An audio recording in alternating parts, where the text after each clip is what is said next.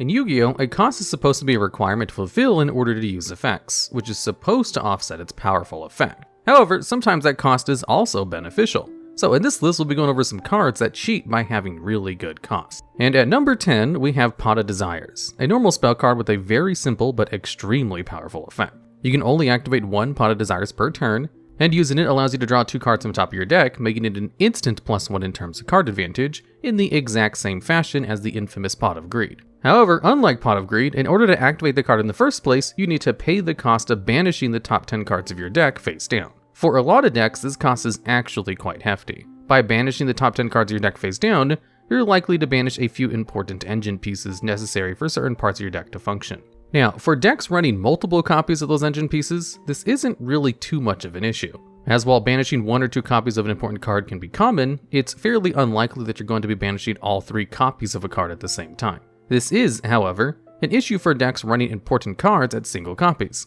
For example, say playing a Fusion Destiny engine in order to summon Destroyer Phoenix Enforcer out can be quite risky alongside Pot of Desires, as there's a good shot that by using Desires, you'll end up banishing your Destiny Hero Dasher or Celestial. And because face-down banished cards are some of the hardest cards to interact with in the game, it's unlikely you'll be able to recover those engine pieces for the rest of the duel. Although that certainly hasn't stopped some decks from taking advantage of those banished cards. Most notably, decks specifically built around a card called Grenmaju de Aiza. Grenmaju is a level 3 Fire Fiend monster with an unknown attack and defense determined by its effect, making it equal to the number of banished cards multiplied by 400. In the case of Pot of Desires, you'd be banishing 10 cards from the top of your deck, meaning that a single Desires activation puts Grenmaju at 4000 attack and defense, big enough to beat over most boss monsters in the game, and because banishing those cards face down is a cost, even if Desires is negated by something like Solemn Judgment or Ash Blossom and Joyous Spring, those cards will stay being banished, ensuring your Grenmaju is buffed up quite a bit.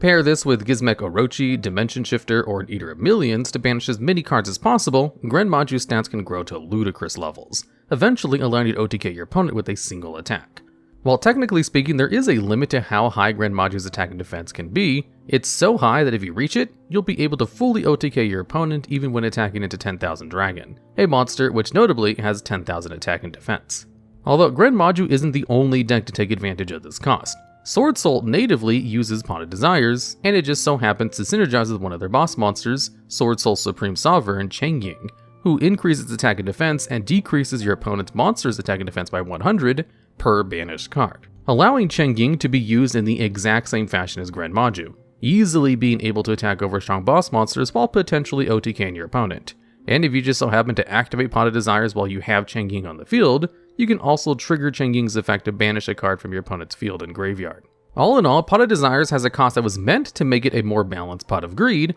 and it's mostly successful in that endeavor, as a lot of decks simply can't play it due to its high risk. However, it makes it to the number 10 spot on this list regardless, due to how Grenmaju and Sword Soul decks have creatively used this cost to their advantage, essentially making it even better than Pot of Greed for decks like these. And the 9th most beneficial cost in the game is Forbidden Droplet. Forbidden Droplet is a quick play spell card which you can only activate 1 per turn. In order to use Droplet, you need to send cards from your hand or field to the graveyard, then you can choose effect monsters equal to the number of cards you sent, and have their attack while negating their effects until the end of the turn. And it comes with the added bonus that depending on the cards you send for cost, you can prevent your opponent from responding with certain types of cards. By sending a monster, you prevent your opponent from being able to respond to Droplet with a monster effect. By sending a spell for cost, your opponent can't respond with spells, and finally sending a trap stops them from being able to respond with traps. And if you send all 3, your opponent can't respond with any cards at all. At first glance, this card doesn't seem beneficial at all.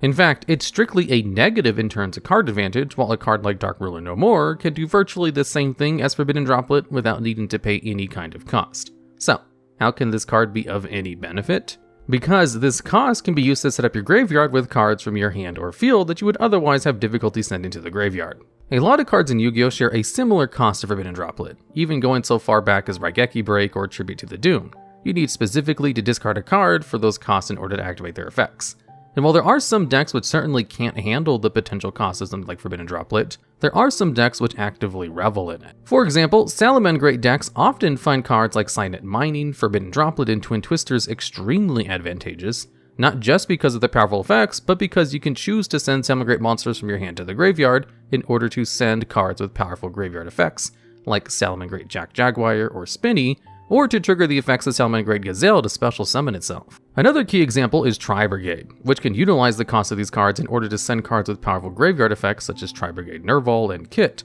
while also filling up the graveyard with Beast Warriors, and Wing Beast monsters to banish for other Tri-Brigade monsters' effects. And these costs can be applied as a benefit to a myriad of different decks to turn what usually would be simple negatives and card advantage into important playmakers that can be integral for winning games. Dragon Link can use it to send Absa Router Dragon, Sword Soul can send Tenyi monsters, Hero can send Shadow Mist and Malicious. The possibilities are endless. The reason why Forbidden Droplet makes it onto this list is due to how its particular cost helps to protect it from being interacted with, as by sending a monster, a spell, and trap card, you prevent your opponent from being able to interact with droplets entirely, while also setting up your graveyard with beneficial graveyard effects, potentially negating an opponent's entire field. And if the cards you happen to send have powerful graveyard effects, you can Droplet from your entire hand to negate your opponent's whole board and still continue to play. However, Droplet only makes its number 9 spot on this list, because the cards you send for Droplet aren't always guaranteed to have strong graveyard effects, or even graveyard effects at all, and can simply just be a pure loss in terms of card advantage.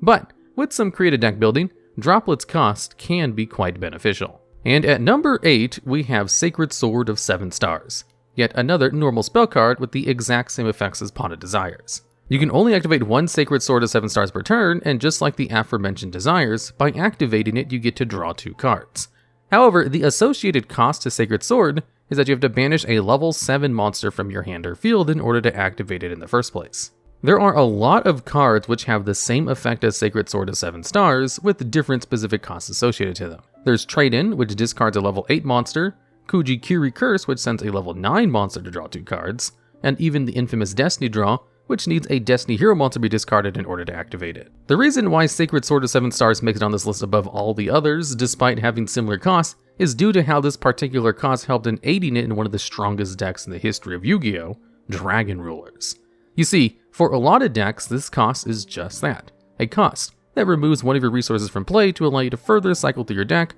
without providing you any sort of card advantage. However, every single Dragon Ruler has an effect whenever it's banished to add any dragon of its particular attribute from your deck to your hand. Earth for Redox, Fire for Blaster, Wind for Tempest, and Water for Tidal. And it just so happens that every single Dragon Ruler is level 7. So, if you use the effect of Sacred Sword of 7 stars and banish any Dragon Ruler in order to draw 2 cards, then after Sacred Sword has resolved, you then trigger the effect of the banished Dragon Ruler, netting you an immediate +1 in terms of card advantage that allows you to search the very same Dragon Ruler that you banished for their cost, their baby ruler. Or alternatively, by banishing Redox or Tidal, you gain access to Mystic Tree Dragon or Mystic Water Dragon, 2 parts of an extremely compact and searchable rank 8 engine that was capable of pumping out cards like Divine Dragon Knight Felgrand with ease. As it stands, the cost of Sacred Sword of 7 stars not only allows for easy recursion and follow-up from Dragon Rulers by banishing them for cost, it also allows for the deck to grow even stronger and gain access to the unique rank 8 engine,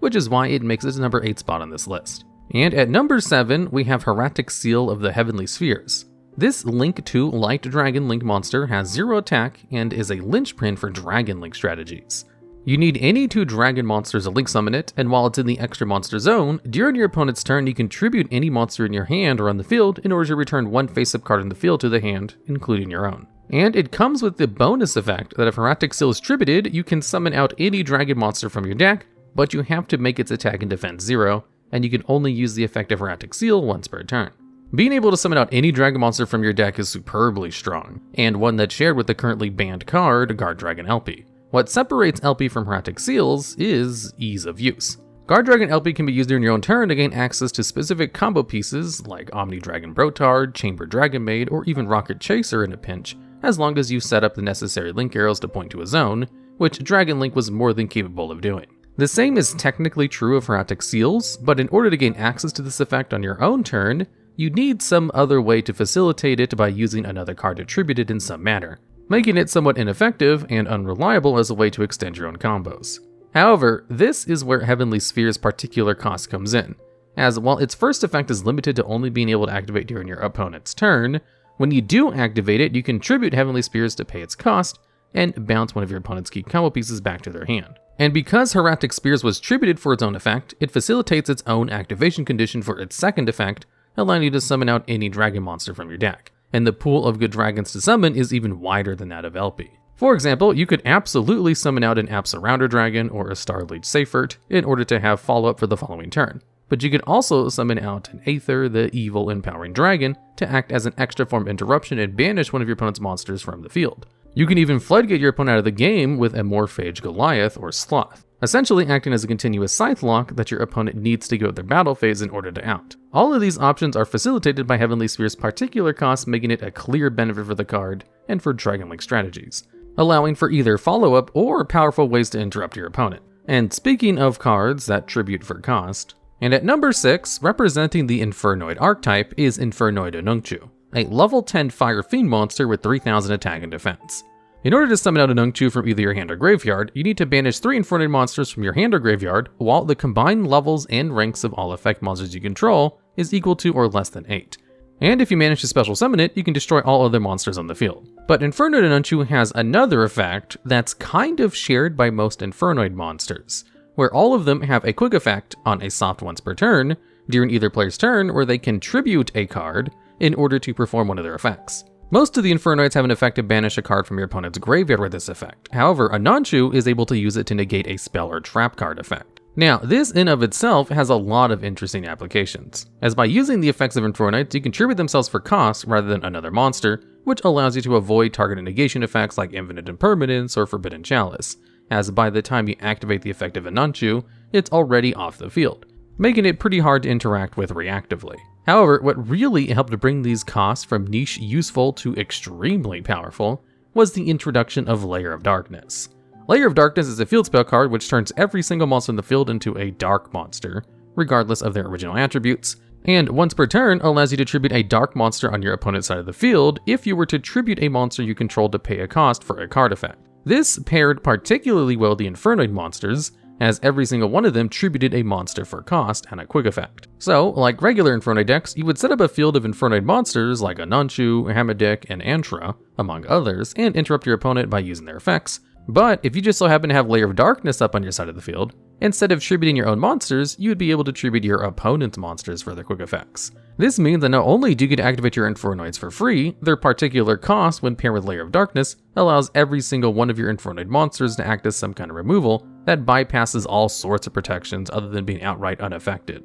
And being able to remove cards from the field that cannot be destroyed or targeted by card effects while also negating an opponent's spell card or banishing a card from the graveyard in the process is extremely valuable and helped Infernoid see a decent amount of competitive play from Layers released in 2018. And because this tributing is part of Onuncu's cost and not part of its effect, even if your entire field is negated by something like Dark Ruler No More, you can still activate the effect of Onuncu to remove an opponent's monster from the field, even while its effect is completely negated. So, while initially the cost of a card like Onuncu may appear somewhat costly at first, having the opportunity to dodge imperm-like effects while also synergizing extremely well with cards like Layer of Darkness brings Infernoid Onuncu to the number 6 spot on this list.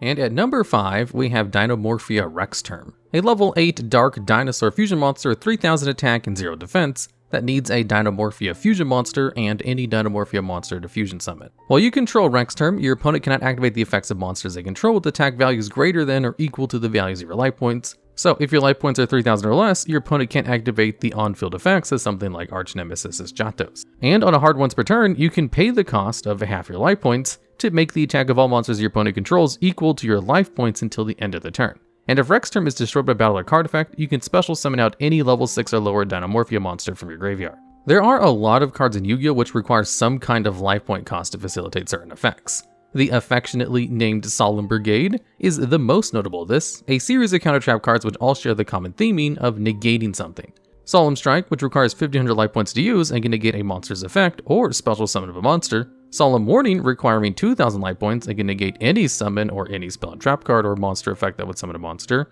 such as Polymerization. And finally, Solemn Judgment, which can negate any spell or trap card or summon at the cost of half your life points. Now, usually for these cards, this cost is fairly significant, and while more often than not, it's well worth to pay said cost, as you get to stop a key combo piece or negate the summon of a strong boss monster, it's still a large amount of life points to give up, and can occasionally help your opponent by making it easier for them to OTK. However, Dinomorphia is an archetype based around being as close to 0 life points as possible, with the payoff being the continuous effects of Dinomorphia Rexterm. As while Rexterm is on the field, while you have a low number of life points, your opponent has fewer and fewer options of field monsters' effects they'd be able to use, eventually only being able to use monsters with 0 attack once you get down to 1 life point. Usually, the main route to Rexterm involves Dinomorphia Frenzy or Dinomorphia Domain, both of which have your life points from 8,000 to 4,000, and using either fusion traps, you can directly summon Dinomorphia Kentragina. And Kentragina just so happens to have an effect to copy a Dinomorphia normal trap in your graveyard at the cost of half your life points, letting you go down to 2,000 life points in order to summon out Dinomorphia Rexterm and locking your opponent out of using the effects of monsters with 2,000 or more attack. And then finally, once your opponent controls a monster, you can use the effect of Rexterm to lower your opponent's life points even more, stopping your opponent from using the on-field effects of monsters with 1,000 or more attack, severely limiting your opponent's options. And what's even better is that this cost also feeds into the same effect it pays for. You see, even without monster effects, one of the easiest ways to out Rexterm is by destroying it with battle with a high attack monster, but by paying its cost and using Rexterm's effect, you can lower your life points to extremely low levels and in turn do the same to the attack of your opponent's monsters so they can't beat over Rexterm and threaten your life points, which also just so happens to lock them out of their effects too. All in all, Rexterm's cost is directly beneficial for the Dinomorphia game plan and for 2 of its 3 powerful effects, and has the potential to lock your opponent out of monsters' effects entirely with the use of its cost. And at number 4, we have Lunalight Kaleido, a level 4 Dark Beast Warrior type monster with 1400 attack and 800 defense and the following effect. If it's banished, you can activate its effect to prevent your opponent from being able to activate effects in the battle phase. And on a hard, once per turn, if it's sent to the graveyard by a card effect, you can target a polymerization in your graveyard and add it to your hand, allowing for some interesting recursion. However, the main effect of Lunalight Kaleido, and the reason why it's on this list, is that once per turn, by sending a Lunalight monster from your deck or extra deck to the graveyard as a cost, you can treat Lunalight Kaleido's name as that sent monster's name when using it as a fusion material this turn. The core concept behind Kaleido is to make summoning out the Lunalight fusion boss monsters a little bit more easy, as Leo Dancer requires Panther Dancer and Panther Dancer requires Cat Dancer. Kaleido makes that process simple, allowing you to substitute Cat and Panther Dancer for Kaleido, meaning you don't have to spend resources fusion summoning them. And even in this instance, Kaleido sending for cost is actually fairly beneficial, as you can set up the graveyard with named fusion materials for Lunalight Wolf, which allows you to go into Lunalight boss monsters. But more often than not, this particular effect didn't see much utility. What did, however, was the particular cost associated with it. You see, because you also had the option of sending monsters directly from your deck to the graveyard, you could use it to send Lunalight Yellow Marten, and because Kaleido sent for cost rather than effect, it's completely immune to the likes of Ash Blossom and any other forms of negation. Now, this won't trigger the effect of Yellow Marten to add a Lunalight spell or trap card to your hand, but you could use the pendulum effect of Lunalight Tiger to reborn the Yellow Marten, or any other Lunalight monster in your graveyard to go into an easy rank 4 or link 2 to either gain more advantage or build into their other boss monsters. But it doesn't stop there, because then after putting Yellow Marten back into your graveyard, you can then use her graveyard effect to bounce any Lunalight card you control back to the hand in order to special summon it from the graveyard, but banish it when it leaves the field. And if you just so happen to bounce your scaled Lunalight Tiger, you can then activate the Tiger again, and because Tiger's pendulum effect is a soft once per turn, you can then trigger Tiger again to summon out yet another Lunalight monster from your graveyard, allowing for this particular combo to represent a large number of materials you could use for extra deck summoning, and was pretty easily accessible due to cards like Fire Formation Tenki, which can search out either Tiger or Kaleido, as well as Brotherhood of the Fire Fist Tiger King, which could also search out Tenki. This particular strategy provided the backbone of a number of topping decks in Fire Fist, Orchist, and Danger variants, and allowed Lunalight to see Tier 1 meta contention back in 2019. Eventually leading to Lunalight Tiger being banned, with it only recently being safe to come back to 1 in January, the beginning of the year of the Tiger according to the Chinese Zodiac. In essence, Kaleido's cost was the main reason it managed to see meta contention, and although nowadays with Tiger being limited it doesn't see too much play, it more than earns the number 4 spot on this list. And at number 3, we have Floowandereeze and the Advent of Adventure, a quick play spell card and a key component for the consistency of Floowandereeze strategies. You can activate Advent by banishing any Winged Beast monster from your hand or field to either add a Floowandereeze monster or a Floowandereeze field spell from your deck to your hand. Then you gain 500 life points, and you can only activate 1 Advent per turn.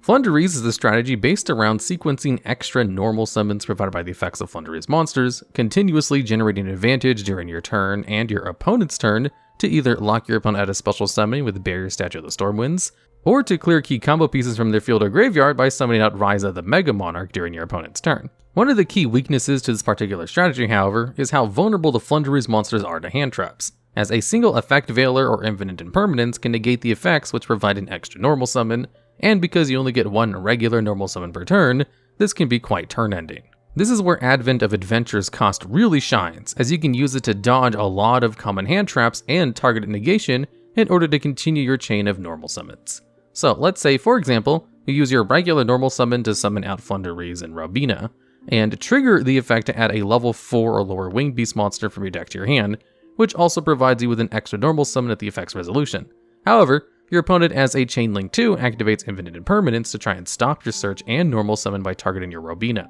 Then, as a Chain Link 3, in order to ensure you get that extra normal summon, you can pay the cost of banishing that Robina in order to add another Floowandereeze monster or field spell to your hand. And because the target for Infinite Impermanence left the field before it could resolve and negate its effect, Robina will successfully be able to resolve, not only allowing you to search, but granting you the extra normal summon you need to complete your combo, all made possible by the combination of Advent's quick play speed and its cost. And for most decks, this cost would actually be somewhat detrimental, as while it's not impossible to interact with banished cards, it's a lot rarer to have cards that interact with banished cards or trigger when banished. However, every single level 1 Floowandereeze monster also comes with a bonus effect that allows them to be added back from the banished pile whenever you normal summon a winged beast monster. So in the previous example, after using and resolving both Advent and Robina's effect, and normal summoning another Floowandereeze monster, not only will you get to trigger the effect of whatever winged beast monster you normal summoned, you'll also be able to chain block it with the Robina you banished for cost with Advent, protecting it from other forms of negation like Baron de Fleur and Ash Blossom and Joyous Spring, ensuring you can continue your normal summons. In essence, the cost of Advent, combined with its quick play speed, is an absolute boon for Floowandereeze strategies, and has helped it rise to meta contention by directly countering its main weakness and allowing the deck to play through most hand traps a lot more easily, while recurring advantage from its search and from banished effects of the Floowandereeze monsters, which really makes Advent's cost more of a benefit than anything else, which is why it's at the number 3 on this list, though even with how much Advent helps, there are just some cards with costs which happen to be even more beneficial for the particular strategies. And at number 2, we have Mirrorjade the Iceblade Dragon, a dark worm fusion monster that requires Fallen of Albaz and any other fusion, synchro, Xyz, or link monster as a material. You can only control one Mirrorjade, and if that fusion summoned Mirrorjade leaves the field due to an opponent's card, even via battle or because of a kaiju, you can activate its effect to destroy all monsters your opponent controls during the end phase of the turn, wiping your opponent's board. But more notably, it also has the quick effect that on a Sot once per turn, you can send any fusion monster that lists Fallen of Albaz as a material from your extra deck to the graveyard in order to banish any monster on the field, but you cannot activate this effect during the next turn. The reason why this particular cost is so strong is due to the fact that every single fusion monster that lists Fallen of Albaz as a material, other than exactly Mirrorjade and Lubellion the Searing Dragon, all have some kind of extremely powerful graveyard effect that triggers during the end phase and allows you to access some kind of powerful interruption. Sending Titaniklad the Ash Dragon allows you to add or special summon a Dogmatica monster directly from your deck, and branded Eldritch decks use this to great effect in order to summon out Dogmatica Ecclesia during the end phase, which can add a Dogmatica Fleur-de-Lis for an extra interruption during your opponent's turn. However, more often than not, the cards that branded Despia are going to be sending for cost are Alba Lenitus the Abyss Dragon, Brigrand the Glory Dragon, and most importantly, Albion the Branded Dragon. Alba Lenitus allows you to search any normal spell with fusion or polymerization in its name for follow-up on the next turn, which can be used to add Branded Fusion, or in hybrid builds, Shout All Fusion, Red Eyes Fusion, and even Fusion Destiny. Brigrand allows for Tri-Brigade Mercurier to search during the end phase, which is essentially a hand trap that can negate any monster effect provided you control a fusion monster which lists Albaz's fusion material, which Mirrorjade is. But the card you're usually going to send for cost with Mirrorjade is Albion the Branded Dragon. Just like the other Albaz fusions, Albion allows you to search for a card during the end phase. In this instance, you're allowed to add any branded spell or trap card from your deck to your hand during the end phase. But you also have the option of directly setting it from your deck instead. And it just so happens, branded decks have 2 extremely powerful cards they can set with this effect. Usually, the card that branded decks will set with Albion is branded in red, a quick play spell which allows you to add a Despia or Fallen of Albaz monster from your graveyard to your hand, and then allows you to fusion summon a monster by banishing the materials from your hand or field. And there is a lot that you can do with this. Most branded decks will opt to use branded in red to go into Guardian Chimera during their opponent's turn. And when Guardian Chimera is fusion summoned, you can draw cards equal to the number of materials for Chimera that were in hand, and then destroy cards in the field equal to the number of materials used for Guardian Chimera that were on the field, acting as a premium form of interruption that also provides follow-up. But that's not all, as you could use your Mirrorjade and an ad libitum as materials for something like Chimera, banishing both it and ad lib in order to fusion summon a monster, and if you do that, you can trigger the effect of ad libitum in order to special summon the Mirrorjade you banished back out. And because Mirrorjade is a soft once per turn, even if you use Jade's effect on the previous turn, or on the very same turn, you'll still be able to activate it again to banish yet another card on the field. Another option that branded decks have is branded banishment. Similar to branded in red, except you must instead target a level 8 or higher fusion monster in your graveyard to special summon, and then you can fusion summon using monsters on either side of the field by banishing them, essentially acting as an extremely searchable super polymerization. All of this is made possible due to the fact that Mirrorjade sends cards like Albion for cost. So much so that this cost has been deemed so beneficial that branded decks are more than willing to banish their own monsters on their first turn in order to gain access to branded in red or banishment, which is why it easily makes the number 2 spot on this list. But even with how beneficial and versatile Mirrorjade's cost is, there is one more cost that outclasses it. And the best cost in the game belongs to Cherubini, Ebon, Angel of the Burning Abyss. Cherubini is a Link 2 monster with 500 attack and requires any 2 level 3 monsters as his materials. Monsters it points to cannot be destroyed by card effects, and if Cherubini would be destroyed by battle or an opponent's card effect, you can send another card you control to the graveyard instead. And while these effects are certainly beneficial, the most important effect on Cherubini is actually its effect to gain attack. You can target any Burning Abyss monster you control, including Cherubini itself, and send one level 3 monster from your deck to the graveyard as a cost, in order to allow the Burning Abyss monster you targeted to gain attack and defense equal to the monster you sent, and you can only activate this effect once per turn. Now, just like with Kaleido, being able to send cards directly from your deck to the graveyard is innately an extremely powerful ability, as you gain access to a lot of valuable or important cards, while also being unable to be stopped by forms of negation like Ash Blossom, Infinite Impermanence, or even strong boss monsters like Borreload Savage Dragon, as these cards cannot negate a cost,